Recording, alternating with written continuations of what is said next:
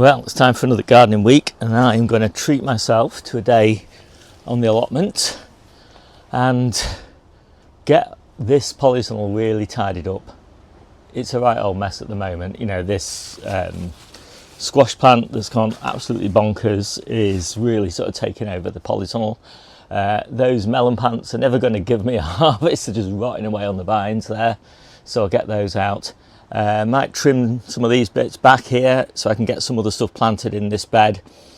I always like to have stuff planted in this bed during September that I'm watering, because this is the bed where a lot of my overwintered stuff's going to go. You know, lettuces, Asian greens, you know, radishes, turnips, all those sorts of things. And so I want to be watering it because it's really difficult to rehydrate a bed that's sort of dried out over summer and early autumn. So keep it reasonably well hydrated and then give it a really good flood of water sort of in early October, and then get it replanted in sort of like the first or second, early in the second week of October, which means I will be starting in September, probably around sort of September the 10th to the middle of September, all of the veggies that are going to go in this polytunnel. I don't obviously do it too early because then I end up sort of stuck with loads of veg and the polytunnel's still full of tomatoes and stuff. But I don't want to do it too late because then there isn't enough time for them to grow.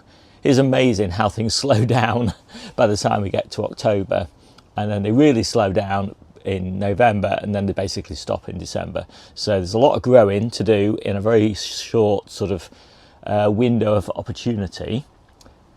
Anyway, I'm going to get on, get all this cleared up, and I'll bring you back when it's done. Well, it's kind of amazing how much mess you can make in 15 minutes, but it's already looking a lot better.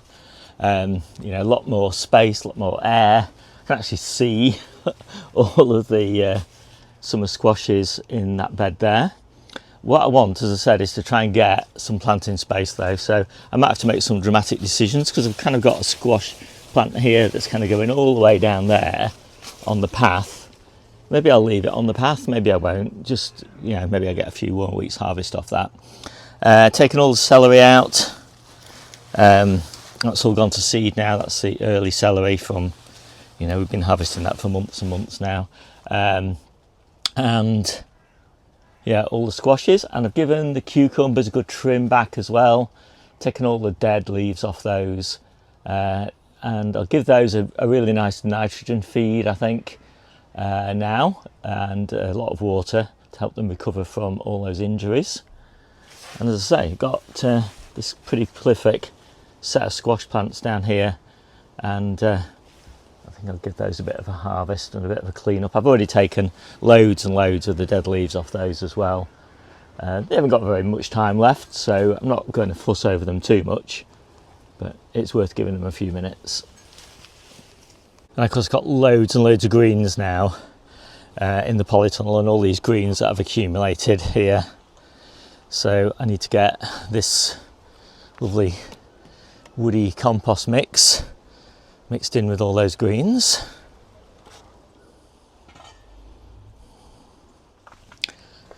Well, I'm quite pleased with that. So I've got that area to plant, underneath the cucumber to plant. This probably I'll take off once all these fruits are harvested at the weekend. I'll just leave what's left of those 3 plants in there, and they should keep going probably till the end of September. And I've got that little area there to replant as well. And yeah, and then just fill in any gaps down here. So it's already looking a lot better. So I'm an hour in now, so I'm going to need some more greens. So I'm going to trim all these tomatoes back, and they need it really, because again we haven't got that far now, long now for tomatoes. So we're going to give them the best chance to ripen. So make sure I get all these suckers and lower leaves off. Still leave a few leaves up there.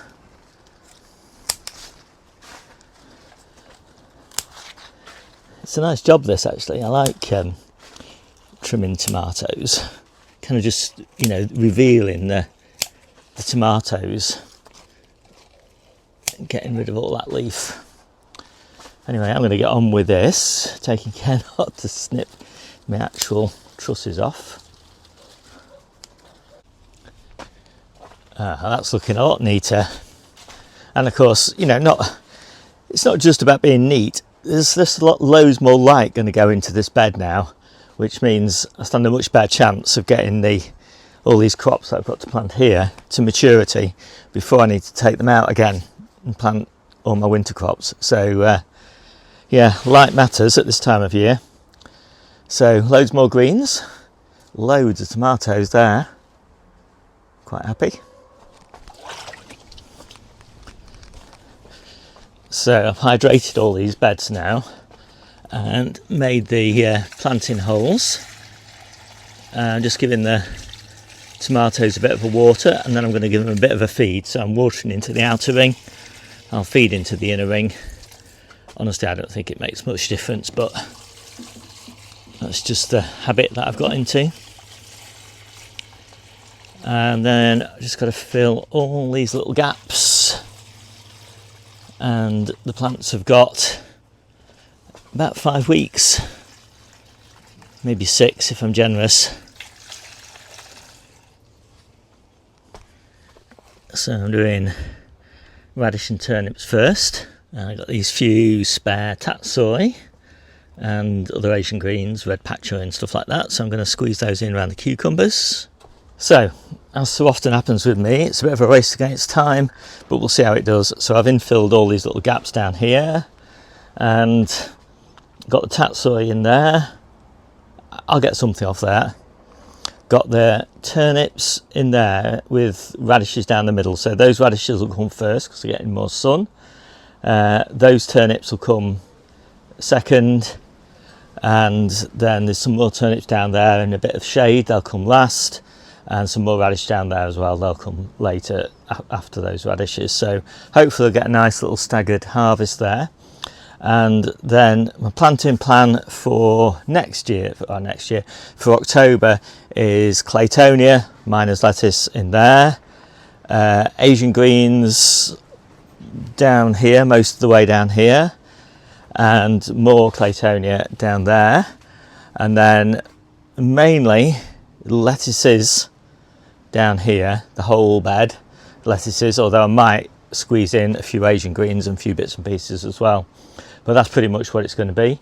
And then it'll be lettuces in hanging baskets down here, and carrots up on the trestle tables in late October for harvest in spring, and some containers in here as well with things like parsley and stuff like that. Maybe a few more carrots and things. So yeah, that's the planting plan. Pretty easy. I like to completely clear this tunnel in early October, completely clear it, and then I'll spray all the walls with algol, get them all nice and clean and free of algae, respray with sun clear to reduce the amount of drips that I get in here. And what else do I do? Oh, replenish the beds with compost, give everything a really good water, and basically soak, clean down, leave it for a few days, put a few slug pellets down to clear any slugs and snails out that I can find, and then replant the whole thing. So my next job is to take these potatoes out. Just this batch here, they're on the way out now. You can see the leaves, there's loads of fungal disease on them. And yeah, I've got stuff I want to plant in this bed, not now, but the thing is, I don't know when I'm going to get back here, and I don't know when the weather's going to be okay, so it's best to prepare in advance, you know, when you've got the time. So I'll get this out, get all this strulch bagged up, and yeah, and I've got some more greens. So there's hardly any weeds at all in this bed, which is great. The strulch really does a good job of suppressing the weeds. It's kind of rotting down a bit now. I won't reuse this strulch for potatoes next year, but I will reuse it on the peppers, just because I don't want to transmit that fungal disease to any more potatoes. But yeah, I'm hoping that the ground's reasonably moist underneath here, which it absolutely is. So I've only had to water it once, and to be honest I was only really watering in slug nematodes, so I'm hoping the combination as well of the strulch and the slug nematodes means this bed is pretty much slug and snail free, ready for lettuces and Asian greens and spinach and things like that to go in here next.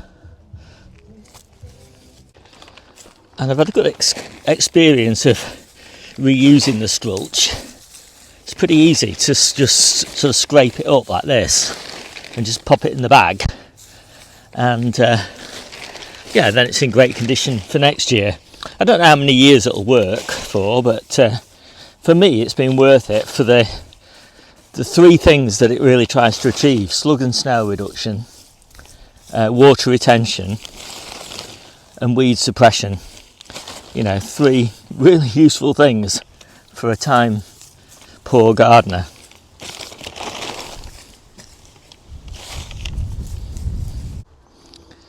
So you can probably see there's a few potatoes on the surface that have just been right below the strulch, and in the main they're not too badly greened. There's a few of them that are, but it's not too bad. I haven't got very high hopes for this bed. It was a bit of a whim really, planting it, because I didn't know what to put in it, and I just had these spare tubers, and of course they got that fungal disease, so you know, no great hopes for some sort of stellar harvest or anything. The other thing is that I had prepared this bed for brassicas, so I'd put quite a bit of lime in it, and obviously potatoes and lime are not exactly great bedfellows, but we'll see. I'll keep on doing this and I'll show you what we've got in the end. Well, really pleased with that. Given that they got that fungal disease, I was kind of setting myself up for failure there. And actually the harvest was not too bad. There was only one potato that had rotted, although I have taken a couple of plants out that had the odd potato as well that rotted earlier. So this is about 9/10 of the harvest, I would say. And this bed I'm going to recondition with new compost on top. I've dug it over. I don't mind digging occasionally. I don't think it has any effect really. Yeah, new compost mulch, lettuces in here for autumn, so probably finish about November time, and I'll take those out. I'll put spinach in here then for spring, and that'll be a nice planting scheme. And then I'll basically do a similar sort of thing in this bed a bit later on. So I'll put lettuces in here for winter, and then in early sort of January, February time or something like that, I'll put spinach in again for later spring. So these will end up being spinach beds, and then once the spinach is finished I might take a catch crop of radish or something out of here, and then I'll put carrots in mid to late May, something like that. So I've got carrots in here, and as I turn around there I just saw all those weeds, so I'll get those pulled out, because the last thing I want is weeds setting seed. And I got the weed out. I also pulled the carrot out by accident. So that's one of my winter carrots. Not too bad at the moment. It's got still quite a bit of growing to do, but yeah, lovely condition. So I've just noticed actually that my net, can you see, it's pulling out from its support here. So I can kind of start clipping it on, and I have to do that I think, because otherwise a carrot fly might get in, and I don't want that, not this time of year. So now I'm just feeding the peppers. I've got a few feeds still to give them. Probably I'll stop feeding them towards the end of September probably. I only feed and water them once a week unless it's really hot, and that's because again I've used strulch, and this is last year's strulch. I'll use it again for another year at least before I end up composting it. But again, nice thing about it is it means that the beds are effectively slug and snail free when I come to replant them in October. I've got a lot of harvest still to come off these peppers. They really are doing nicely. I couldn't be more pleased with them really. Now that the gales are dying down, I've just got them on the smallest chocks that I've got, and still getting loads of air, but still nice and cosy in there because the prevailing wind direction is hitting the back of these low tunnels. So it's just really ventilation that's being provided here, and a bit of heat loss because peppers don't like it too warm, to be honest. So I think we've had a bit too much good news. Well, let's just talk about bad news, and these are the winter squash. I think I've got 13 plants and I've got 12 fruits that are going to mature, and we did have 19, so we've lost 7 of them. We haven't composted 7 of them, we've eaten most of them. We try and pick them if we see them going from a sort of green colour to a slight tinge of yellow on them. At that point we know they're not going to mature, but they still make a really nice summer squash. So we've been mainly eating them as summer squash, and they're really lovely. But of course you grow winter squash to eat in winter, so it's not ideal, but 12 will see us through, one every other week. So I've been threatening to do it for ages, but I've now cleared up, gone through all these peppers, taking them all outside, giving the leaves a really good clean with the hose, and chosen just the ones that have got like lots of fruit left on them to stay in the polytunnel. And then these are the dregs basically that I've just left outside. They might actually recover outside, they might be happier. It's a bit hot in this greenhouse, it does get hot in the afternoon. It's a bit hot for peppers, so I'm hoping that they're better off in here now in September, where in theory it's a bit cooler. And yeah, I'm really pleased with my tomatoes as well. These are the really late ones that I sowed in July, but you can see they've all got plenty of tomatoes on them now, so really happy with that. And I think with that I'll finish. My name's Steve, this is the Seaside Kitchen Garden and Allotment channel, and I'll see you soon.